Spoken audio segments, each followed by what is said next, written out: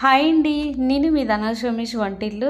Friends, ఈరోజు గుత్తొంకాయ curry చేసుకోబోతున్నాం. దానికోసం ముందుగా కళాయి పెట్టుకొని కొద్దిగా శనగ పలుకులు వేసుకోవాలి. 2 టేబుల్ స్పూన్ ధనియాలు, 1 టేబుల్ స్పూన్ ఆవాలు, 1 టేబుల్ స్పూన్ మెంతులు, 1 టేబుల్ స్పూన్ అయితే మినుములు వేసుకోవాలి. ఇంకో టేబుల్ స్పూన్ పచ్చి శనగపప్పు కూడా వేసుకొని ఒక 5 నుంచి 10 జీడిపప్పు కూడా వేసుకొని వీటన్నిటిని డ్రై చేసుకోవాలన్నమాట. ఎందుకంటే వీటన్నిటిని కూడా మిక్సీ పట్టుకోవాలి. డ్రై అయిపోయి వీటిని మిక్సీ పట్టుకోవడానికి మిక్సీ బౌల్లో వేసుకున్నాను. కొద్దిగా కొత్తిమీర కూడా వేసుకొని మిక్సీ పట్టుకోండి. ఇప్పుడు వంకాయని ఫ్రై చేసుకోవడానికి అదే ప్యాన్ పెట్టుకొని కొద్దిగా ఆయిల్ని వేసుకొని ఆయిల్ మొత్తం స్ప్రెడ్ చేసుకోవాలి. కొద్దిగా ఆయిల్ వేడాక వంకాయలు అనేవి ఉప్పులో వేసుకోవాలండి. ఉప్పులో వేసుకుంటేనే మంచి టేస్ట్ అనేది వస్తాయి. వంకాయలు ఇలా ఫ్రై చేసుకోవాలన్నమాట.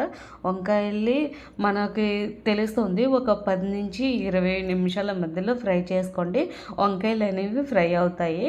చూస్తున్నారు కదా, మనకి ఇలా వంకాయలు అనేవి ఫ్రై అయిపోతాయి. ఇప్పుడు ముందుగా మనం మిక్సీలో ప్రిపేర్ చేసుకున్నాం కదా పొడిని కూడా ఇందులో వేసేసుకోవాలి.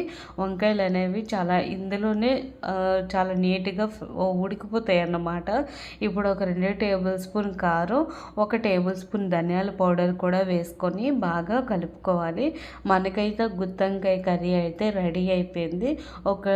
నాకైతే కొద్దిగా సాల్ట్ అనేది మిస్ అయిందని చెప్పేసి సాల్ట్ కూడా కొద్దిగా యాడ్ చేసుకున్నాను.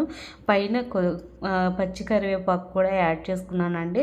మన గుత్తొంకాయ కర్రీ ఇలా ఒకసారి ట్రై చేయండి, చాలా బాగుంటుంది, చాలా టేస్టీ కూడా ఉంటుంది.